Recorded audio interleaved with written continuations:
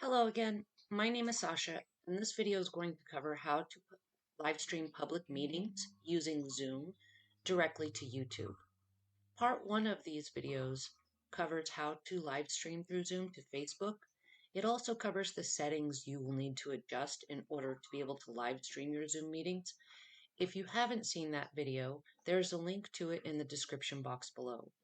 You will want to check that video out to make sure your settings are set up correctly so that you can stream your public meetings safely and securely.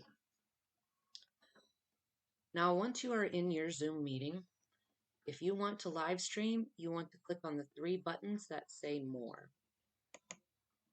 When you click on those, you will see your options for live streaming. Yesterday, we covered the one live on Facebook, and today we're going to cover live on YouTube. When you click that, it will open up your browser and bring you to YouTube. When your browser opens to YouTube, it's going to ask you to select an account to stream to. Today, we're just going to practice using my personal Zoom account. So I will click on myself to make sure we choose this account.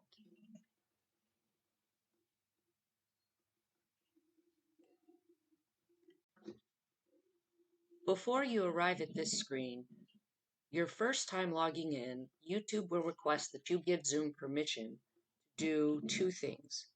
The first box will ask you to allow Zoom to add videos, and the second will allow Zoom to manage your videos and comments. You'll want to click Allow on both boxes as they appear. Then it will take you to a third screen, which will also ask you to confirm that you allow those settings. You will need to click Allow one more time to make sure that you are giving Zoom permission to stream to your account. Once you have done that, you'll come to a screen similar to this. You'll want to give your meeting a name. We're going to call it a practice meeting. And then it will ask you to choose the privacy you would like. There are 3 types of privacy settings for a YouTube video.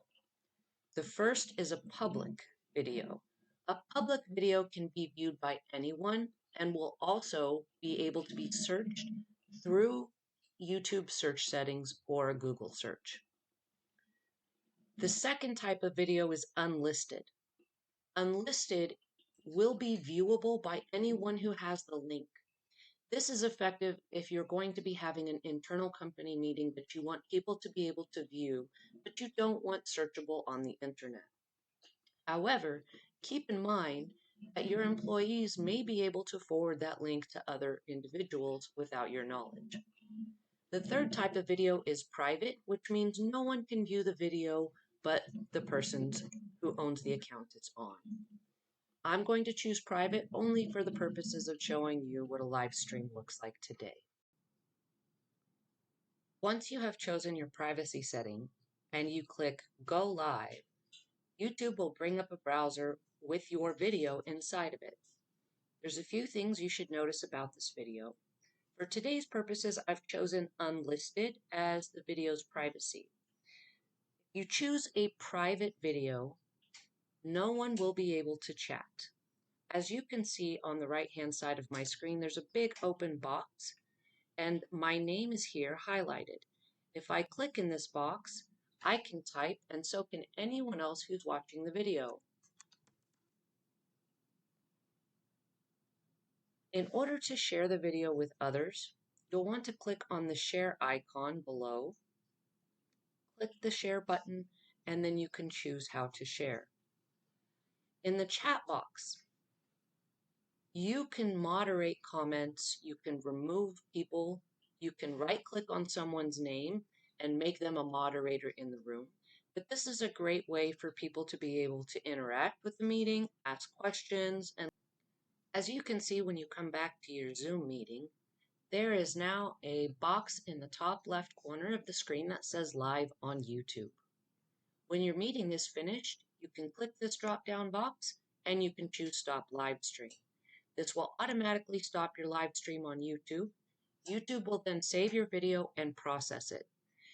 YouTube usually takes a little bit of time to process your videos as soon as they end, which means that it won't be available for the public to view after it is finished live streaming for usually somewhere between 30 minutes to 2 hours.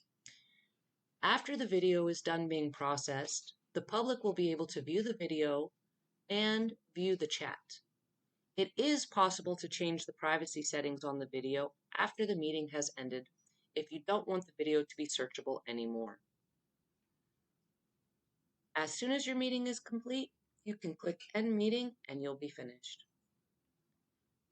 If you have any questions about how to make this process work for you, feel free to send me an email. My email address is in the description box below. Thank you for watching and have a great day.